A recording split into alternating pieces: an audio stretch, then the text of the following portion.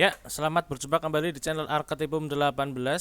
Pada pertemuan kali ini kita akan mereview kembali artikel karya mahasiswa agar artikel yang dibuat mahasiswa semakin mendalam, makanya kita selalu memberikan masukan ya. Oke. Di sini langsung saja kita mereview artikel atas nama Siska Yuni Iriani. Oke. Ini artikelnya judulnya penerapan model. Kita tuliskan semua judulnya agar nanti baru kita berikan masukan agar artikel ini semakin mendalam.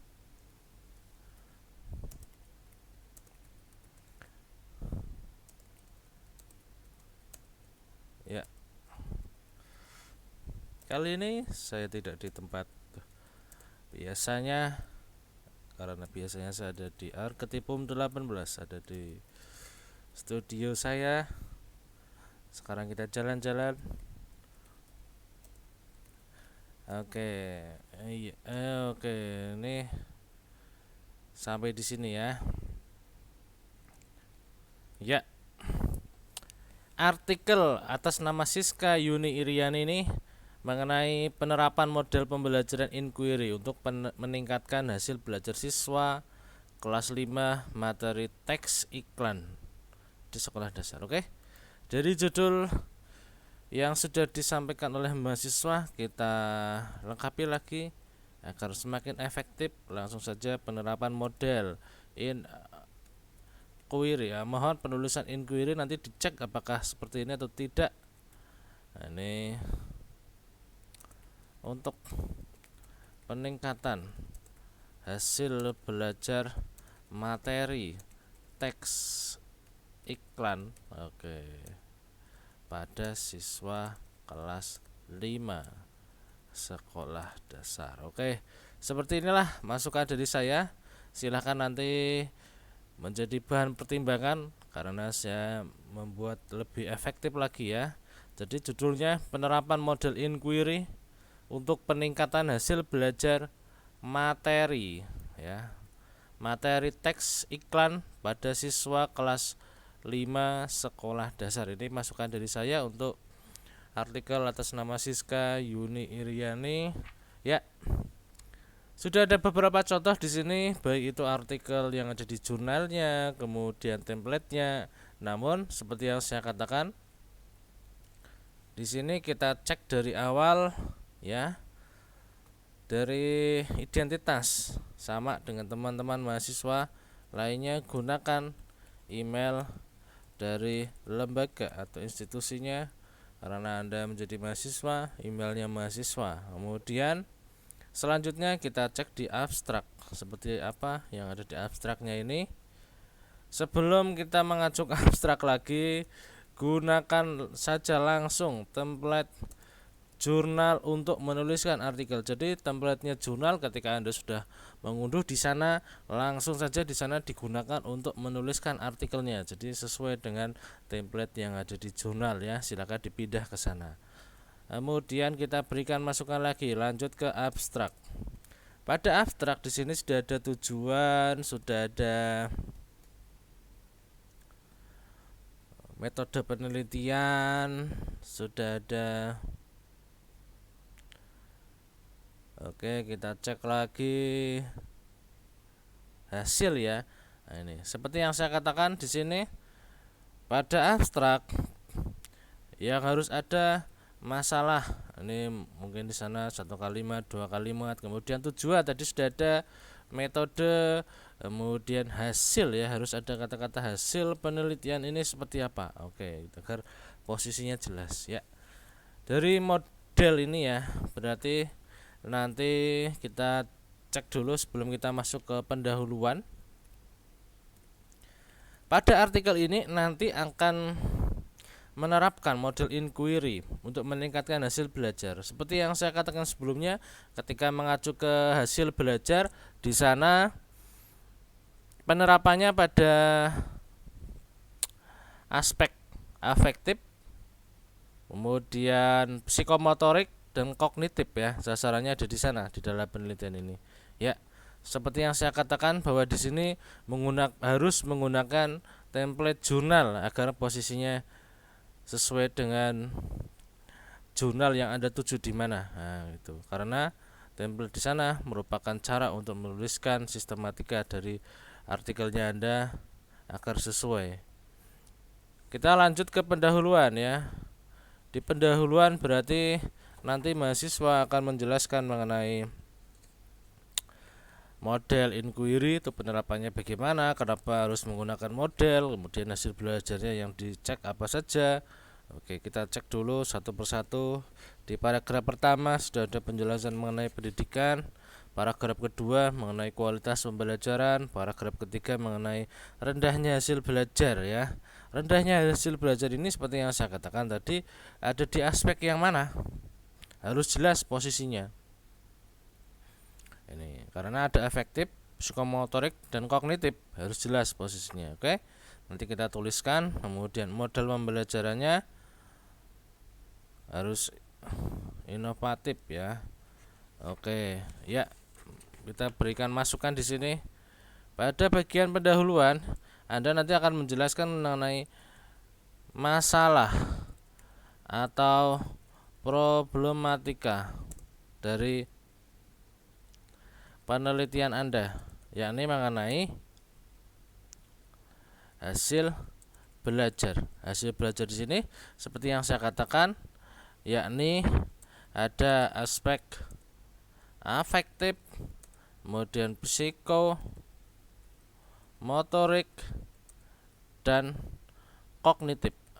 Kognitifnya ini ada. Berarti nanti ada akan menjelaskan ini sebenarnya masalahnya apa saja. Oke, kita tambahkan lagi masukan untuk Siska di sini. Ya.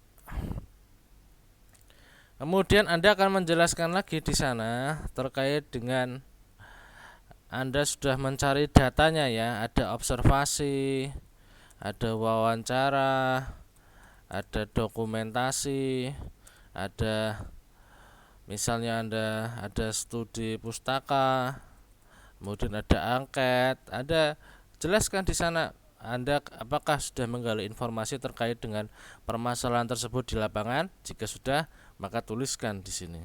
Jangan lupa ketika Anda menuliskan di sana tuliskan ada hari, tanggal, bulan, tahun. Maksudnya di sini ketika Anda melakukan observasi di sana kapan, harinya, tanggalnya, bulan, tahunnya. Wawancara kapan, itu hari, tanggal, bulan, tahunnya. Sama dengan dokumentasi dan studi pustaka, dan jika Anda menyebar angket di sana. Kemudian yang perlu Anda lakukan lagi bahwa penelitian ini mungkin berlandaskan pada hasil belajar sebelumnya, bahwa di sana ada UTS, ada UAS, ada ulangan harian. Posisinya di sana apakah sudah mencapai pada taraf KKM atau belum? Silakan Anda jelaskan data-data tersebut. Itu data yang ada di lapangan.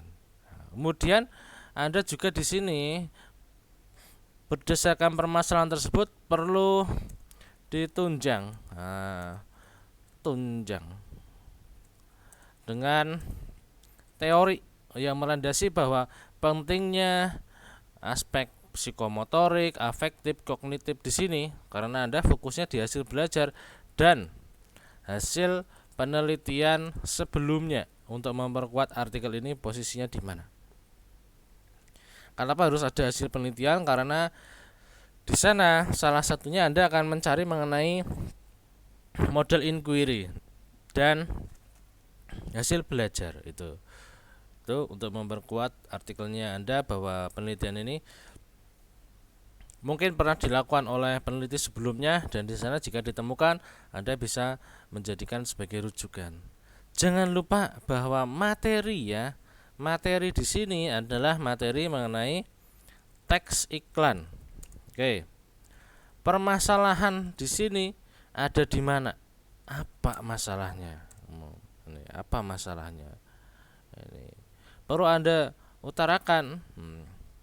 Dari masalah tersebut pasti ada solusinya. Nah, ini loh solusinya. Apakah solusi tersebut untuk menjelaskan mengenai atau solusi tersebut untuk mengatasi masalah dari faktor internalnya siswa atau faktor eksternalnya dari dalam proses pembelajaran. Nah, ini silahkan nanti Anda jelaskan sehingga akan semakin lengkap lagi di pendahuluannya Anda, karena semuanya sudah berbasis data dan tentunya ada solusi yang ditawarkan di sini, sehingga tujuan dari penelitian ini yakni ada mendeskripsikan proses pembelajaran, kemudian menganalisis peningkatan hasil belajarnya di sana sudah semakin detail. Itu dari saya mengenai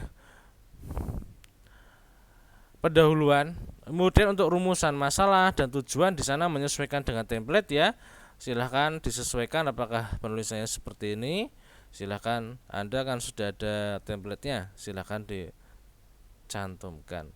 Landasan teori. Oke, ketika Anda sudah masuk ke landasan teori, maka pokoknya semuanya ya, ini masuk ke landasan teori. Baik itu di pendahuluan maupun landasan teori, semuanya gunakan kutipan tidak langsung di dalam artikelnya Anda. Nah, ini sangat penting sekali. Ini karena ini landasan teori, maka isinya adalah teori-teori.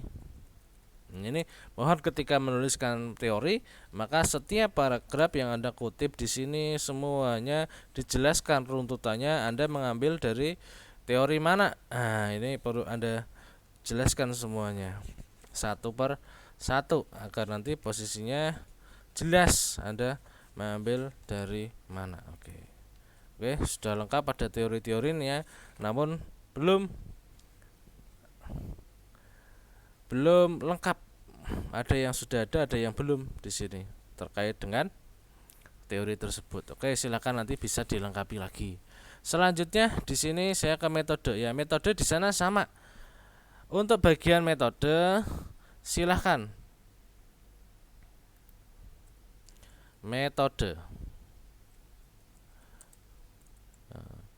gunakan template juga, semuanya menggunakan template ya. Cara menuliskannya di sana, aturannya bagaimana terkait dengan metode. Anda sudah lengkap di sini, namun tinggal menyesuaikan semuanya dengan metode. Oke, karena penelitian ini membahas mengenai menulis ya, tadi teks, materi teks iklan, hasil dan pembahasan. Kita masuk ke dalam hasil dan pembahasan. Oke, kita berikan masukan lagi di dalam hasil dan pembahasan agar semakin lengkap lagi. Ya, di hasil dan pembahasan yang pertama Anda sudah menuliskan sesuai dengan alurnya PTK. Di sini oke.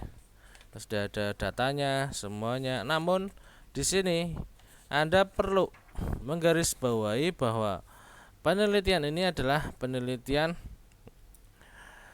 yang menjelaskan mengenai salah satu dari keterampilan berbahasa di sana. Bagaimana Anda akan menulisnya? Oke, kita berikan masukan. Yang pertama, di hasil dan pembahasan sudah menerapkan sistematika penulisan dari PTK di sana per siklus Anda sudah.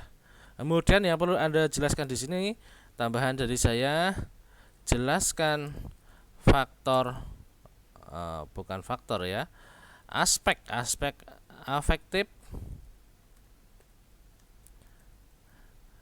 psikomotorik,